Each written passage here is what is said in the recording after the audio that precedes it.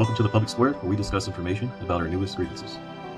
To submit to our legislators, where we can affect change and their supporting of what we believe in our communities.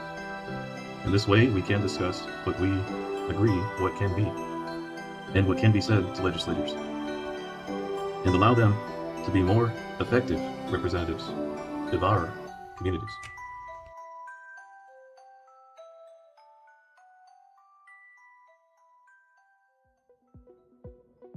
Identity defines and drives our lives forward, clinging to a creed we call our own. Racial identity has long played a significant role in defining who we are and how we navigate the world. It has been central to various cultures and societies, each with its own nuances and implications. Exploration of Roman and American citizenship, along with the reflections on contemporary racial identity, brings to light important historical and socio-political dimensions. Roman citizenship. In ancient Rome, citizenship was a complex and hierarchical concept. Roman citizens, particularly adult males, participated actively in military, financial, and electoral life. Citizenship determined one's rights, duties, and social status. Roman law categorized individuals into freeborn, ingenui, freedmen, libertini, and slaves. Although the children of slaves could be born free, ingenui, they often lacked full legal recognition. This system underscores how identity and social status were deeply intertwined with legal and social structures. American citizenship. The evolution of American citizenship has been marked by ideals of equality and freedom, as articulated by influential figures like Noah Webster. All power is vested in the people.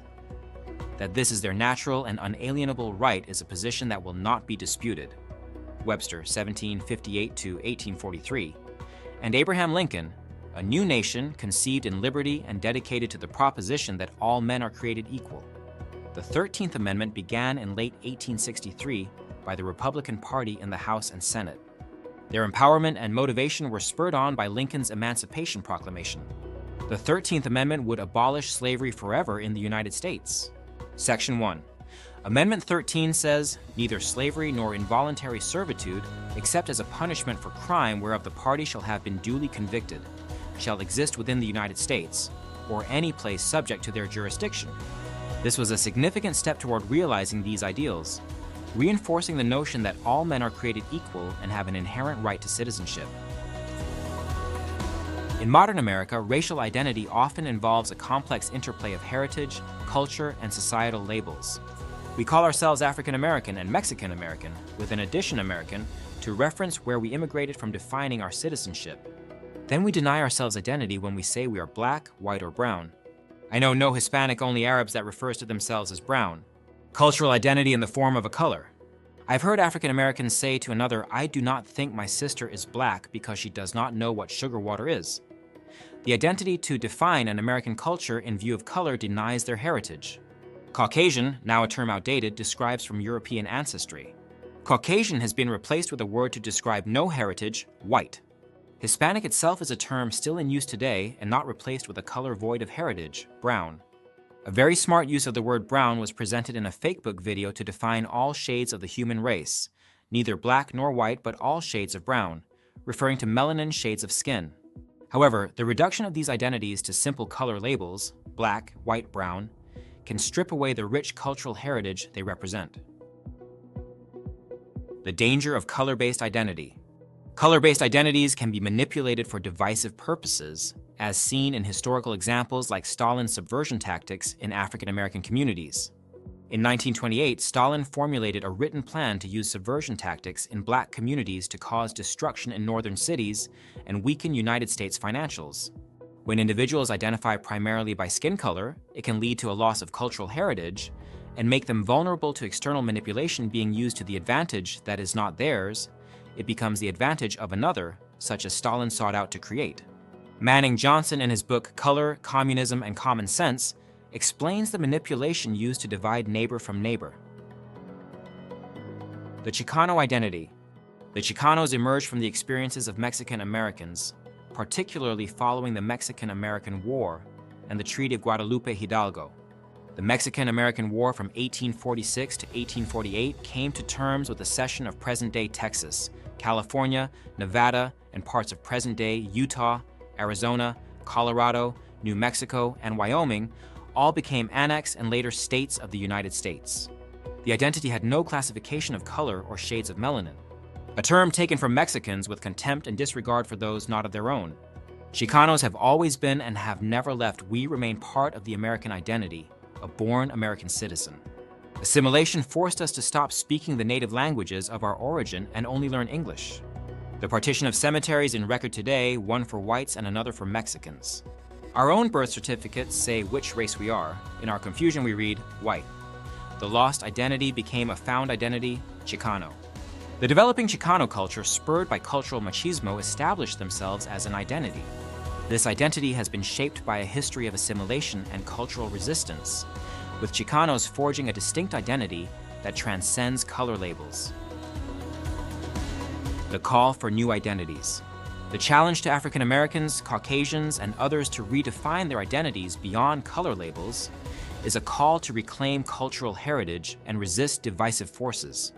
Creating new identities rooted in history, culture, and community can strengthen unity and foster a more inclusive society. I challenged all Blacks called African Americans to create an identity of their own, a name of their own from their own brightest of minds. Don't be named after a slur, rather a name you can call your own. I challenge all whites called Caucasian decades ago to bring back the term and make it relevant to your identity. After all, your migration began in Europe. I challenge all browns to identify in terms that is not spoken of by communists. We must not be used for their sake to divide the country we call home. Our assimilation stops today and our identity moves away from Marxist. Your machismo allows you to create and dream big. How can an identity begin until it's established? Racial identity is a bridge that connects individuals to their heritage and community. When identities are reduced to color labels, they lose their richness and can be exploited for divisive purposes. By reclaiming and redefining identities based on cultural heritage and shared experiences, individuals and communities can resist subversion and build a stronger, more united society. This poem best describes the importance of racial identity. I am Joaquin, lost in a world of confusion. Caught up in a world of Anglo society? I am Joaquin, the odds are great, but my spirit is strong. My faith unbreakable, my blood is pure. I am Aztec Prince and Christian Christ. I shall endure. I will endure. Rodolfo Corky Gonzalez, 1967. In the comments section, list your actions to define racial identity. How would you describe your racial identity to your legislators in context of self-identification, family history, cultural practices, community engagement, and legal and societal recognition? What name would you rather see printed for personal documentation such as a birth certificate to identify your racial identity and how it is perceived and recorded in legal and societal contexts? Should a census contain specific racial identities to make up the true makeup of the population? And what name would the government identify your heritage by?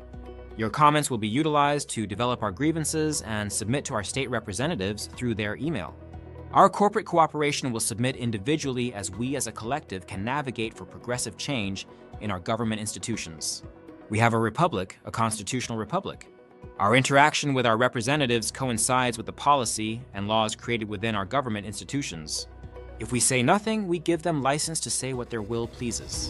When our representatives hear our voice, they are obliged to do the will of the people in a course of action that is legally and morally bound.